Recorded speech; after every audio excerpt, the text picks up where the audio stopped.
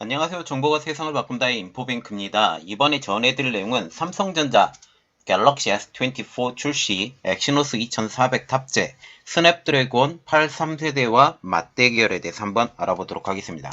여러분의 구독, 좋아요, 그리고 필요하시면 알람 설정까지 부탁드리겠습니다. 지금 삼성전자가 갤럭시 S24 신형 갤럭시 S24를 공개를 했죠.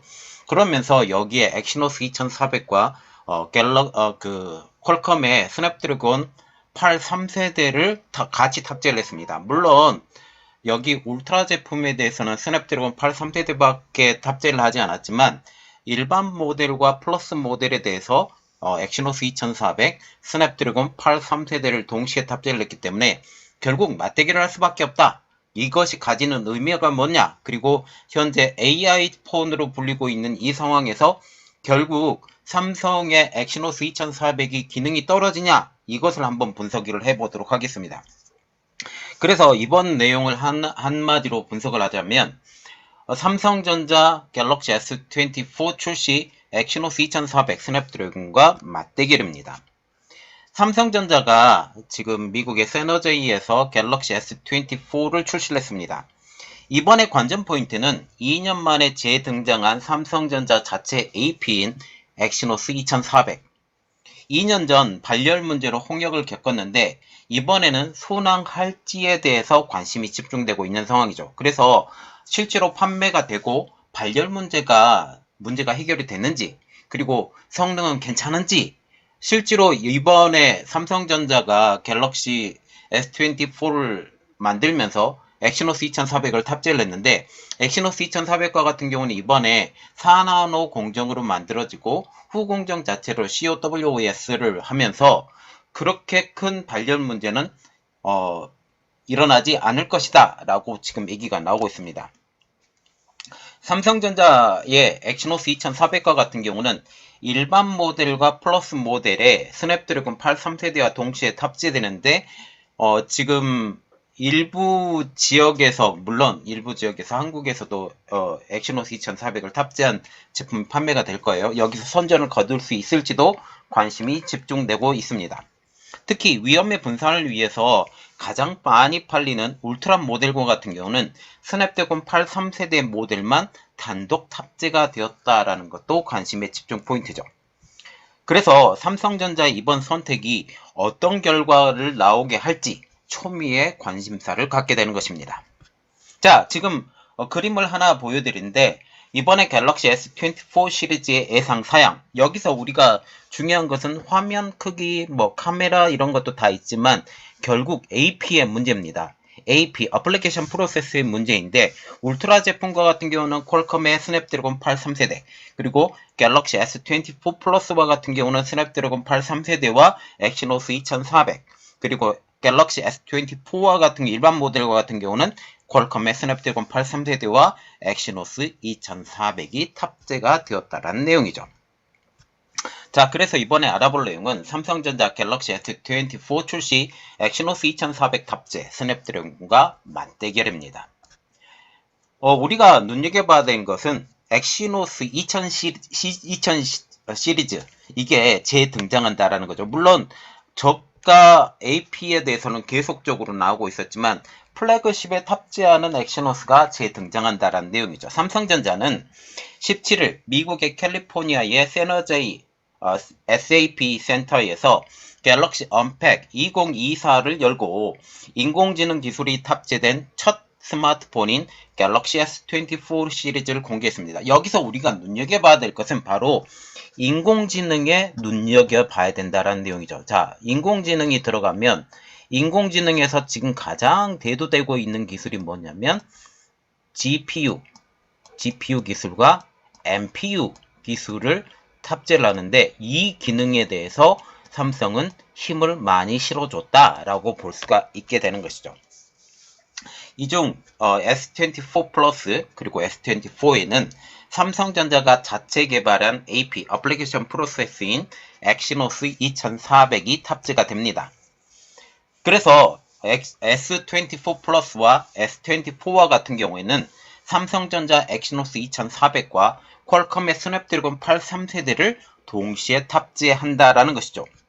2년 전 발열 문제 및 발열로 인한 발열이 있기 때문에 이 문제를 위기를 해결하기 위해서 성능이 저하될 수밖에 없었습니다. 이 성능 저하 문제로 홍역을 겪었던 삼성전자가 S23에 엑시노스 2300을 탑재하는 것을 건너뛰고 2년 만에 다시 탑재를 시작하는 것이죠. 그런데 이 삼성전자가 이번에 엑시노스 2400의 탑재에 대해서 자신감을 갖고 있습니다. 일각에서는 엑시노스 2200 성능에서 뒤떨어졌던 삼성전자가 이번 엑시노스 2400에서 퀄컴의 스냅드래곤 8 3세대에 뒤떨어지는 것이 아니냐는 우려를 갖고 있습니다.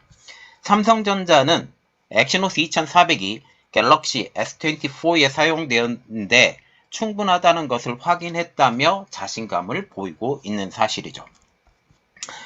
그래서 우리가 봐야 되는 것은 엑시노스 2400대 스냅드래곤 8 3세대의 격돌입니다. 비교를 한번 해보면 삼성전자는 엑시노스 2400의 정확한 스펙은 공개하지 않았습니다. 그런데 유출된 정보 등을 종합해보면 엑시노스 2400은 스냅드래곤 8 3세대에 대해서 CPU 클럭 속도에서는 다소 뒤떨어진다라는 평가를 가지고 있습니다. CPU 클럭 최대 속도의 비교입니다. 엑시노스 2400과 같은 경우는 3210MHz 코르텍스 X4로 최대 속도를 낸다고 지금 얘기가 나오고 있고, 스냅드래곤 8 3세대와 같은 경우는 3300MHz. 그래서 최대 클럭 속도, CPU의 클럭 속도에 비해 비교를 해보면 스냅드래곤 8 3세대가 뛰어나다라는 것을 알 수가 있습니다. 코어 개수는 엑시노스 2400이 10개, 그래서 데카코어로 만들어졌고, 그리고 스냅드래곤 8 3세대 같은 경우는 8개 옥타코어로 만들어져서 삼성전자의 엑시노스 2400이 코어 숫자에서는 더 많지만 스냅드래곤이 더 빠른 코어로 구성되어 있기 때문에 CPU 클럭 속도가 더 빠르다라는 지금 얘기가 나오고 있습니다.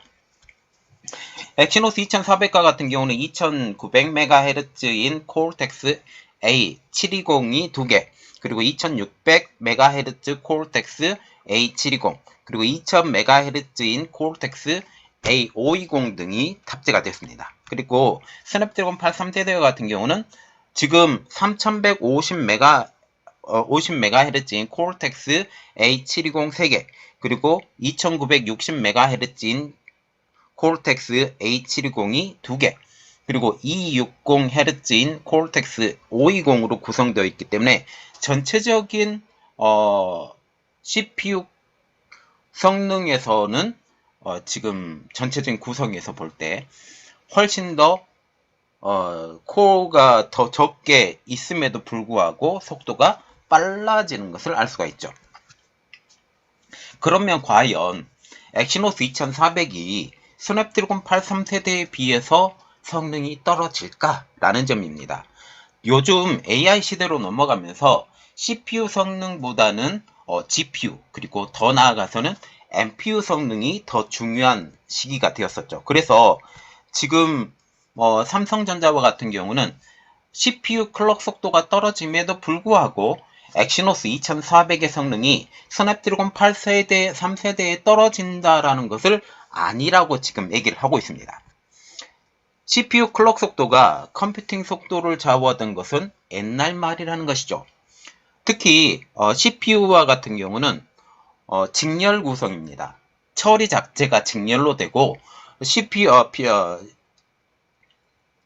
같은 경우는 처리 속도가 병렬로 되는 거죠. 그래서 GPU 성능이 현재는 더 중요한 상황이 된 것입니다.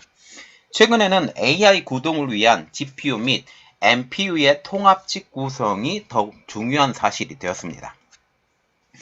엑시노스 2400의 가장 강점은 GPU 그리고 NPU입니다.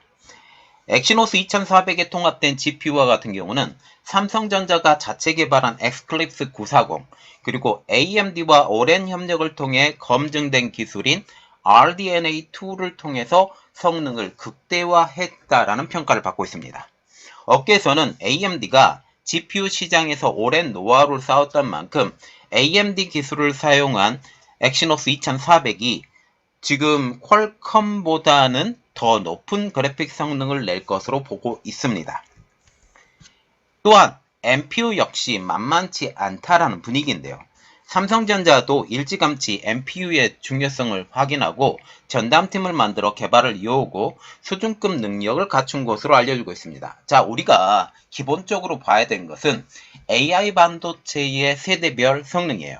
AI 반도체와 같은 경우는 1세대로 불리고 있는 것은 지금 GPU 성능이 중요합니다. 그리고 EPU와 같은 경우, NPU와 같은 경우는 2세대 성능으로 지금 들어가 있고, 그리고 3세대로 넘어갑니다. 3세대로 넘어가면서 뉴러머를 이 과정이 중요한데 아직까지 그 과정은 넘어가지 않았고, 그래서 GPU와 NPU가 얼마나 최적화된 상황으로 이 상황을 만들었느냐. 그래서 이것이 AI 성능에 가장 큰 영향을 미치고 이번에 삼성전자가 말을 하고 있는 AI 스마트폰으로의 한 단계 더 진화, 지금 그렇게 얘기를 하고 있는 것이죠. 이 같은 재원 차이는 유출된 벤치 테스트로도 지금 확인이 되고 있습니다. 단순 벤치 점수, 특히 CPU에 대한 벤치 점수와 같은 경우는 스냅드래곤이 더 낮고, 그리고 그래픽 점수, GPU 점수에서는 엑시노스 2400이 더 앞서 있기 때문에 어쩌면 AI 반도체로 들어가는 상황에서는 지금 삼성전자의 엑시노스 2400이 더 낫다라고 평가를 받는 부분도 있는 상황이죠. 자, 이게 무슨 그림이냐? 지금 이게 화웨이에서 말하고 있는 1 플러스 A 플러스 N이라는 그런 것입니다. 스마트폰을 가장 중심으로 놓고 이것을 운영하고 있는 여러 가지 제품들. 그래서 HD, 스피커, 글라시스, 요즘 AI 글라시스 나오죠. 와치, 그리고 텔레매틱스라고 해서 이것은 자동차 부분입니다. 이어폰, PC, 태블릿. 이게 8가지로 나오고, 그리고 그 외 다른 기기들도 지금 AI 성능을 통해서 모든 컨트롤이 지금 스마트폰으로 다 이용된다라고 지금 얘기가 나오고 있어서 삼성전자가 지금 향후 현대자동차와 지금 협업을 하고 있는데 이 협업을 통해서 현대자동차의 성능이 한 단계 더 업그레이드될 이러한 상황으로 볼 수가 있게 되는 것이죠. 그리고 우리가 가장 눈여겨봐야 될 것은 저번에 가장 큰 문제가 되었었던 발열 문제입니다. 그래서 발열은 잡았나? 라는 측면이죠. 삼성전자는 엑시노스 2400에 대한 후공정으로 FOWLP 기술을 적극적으로 활용합니다. 이 기술과 같은 경우는 지금 TSMC에서 가장 적극적으로 활용을 했었고 기판 위에 바로 지금 후공정을 하기 때문에 발열 문제에 대해서 조금 더 안정적이다라는 분석이 나오고 있죠. 그래서 삼성전자는 이러한 지금 TSMC가 가장 적극적으로 밀고 있는 FOWLP 이 후공정을 이번에 사용을 했기 때문에 발열 문제도 개선된 것으로 알려지고 있습니다. 삼성전자는 지금 엑시노스 2400에 대한 성능을 구현하기 전에 구글에 제공을 하고 있는 지금 AP에 대해서도 이미 테스트를 한번 거쳤고 이것을 더욱더 개선된 제품으로 이번에 만들어진 것으로 알려지고 있습니다. 그리고 엑시노스 2400과 같은 경우는 수율을 더욱더 높이기 위해서 3나노가 아닌 4나노 핀팩 공정으로 제작을 했습니다. 지금 3나노 공정이 GAA 공정으로 사용을 하고 있지만 이번 제품과 같은 경우는 지금 현재 어쨌든 수율이 더 중요하기 때문에 4나노 공정으로 만들었다라는 것을 우리가 봐야 되는 것이죠. 그리고 엑시노스 2400의 성공이 삼성전자에게 중요한 것이 하나가 있습니다. 바로 가격 협상력이죠. AP에 대한 가격 협상력 이야기입니다. 삼성전자나 엑시노스 2400에 대한 성능과 안정성이 확증이 되면 삼성전자의 MX 사업부, 그래서 모바일 사업부인데 모바일 사업부의 수익성과 연결될 수 있는 부분이 있습니다. 삼성전자가 플래그십 모델에 대해서 엑시노스 2000 시리즈를 사용하지 못하게 되면서 퀄컴에 끌려다니고 있기 때문이죠. 삼성전자 분기 보고서에 따르면 2023년 9월 말 기준 삼성전자와 퀄컴과 미디어텍으로부터 모바일 AP를 구매한 비용은 9조 원에 육박합니다. 특히 4분기까지 합산을 하게 되면 2023년 총 AP의 매입 비용은 2022년인 9조 3,138억 원을 훌쩍 뛰어넘을 것으로 예상이 되고 이에 대해서 한 10조 원 정도 달할 것으로 전망이 되고 있습니다.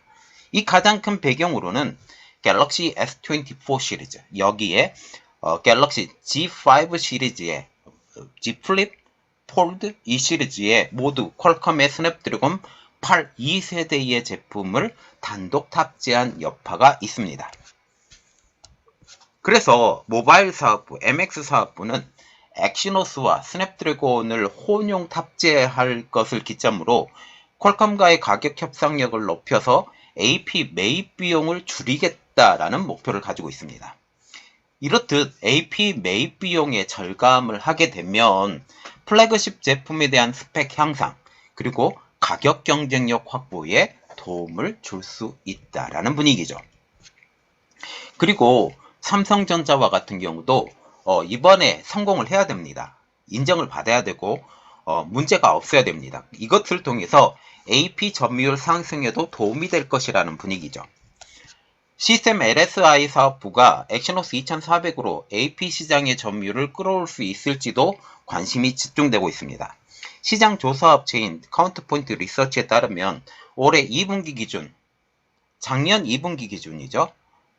작년 2분기 기준 삼성전자의 스마트폰 AP 시장 점유율은 7%, 그리고 미디어텍의 30%와 퀄컴의 29%의 격차가 지금 큽니다. 그런데 이 삼성전자의 AP에 대해서 어느 정도 인증을 받게 되면 판매 자체가 더 늘어나게 되는 거죠.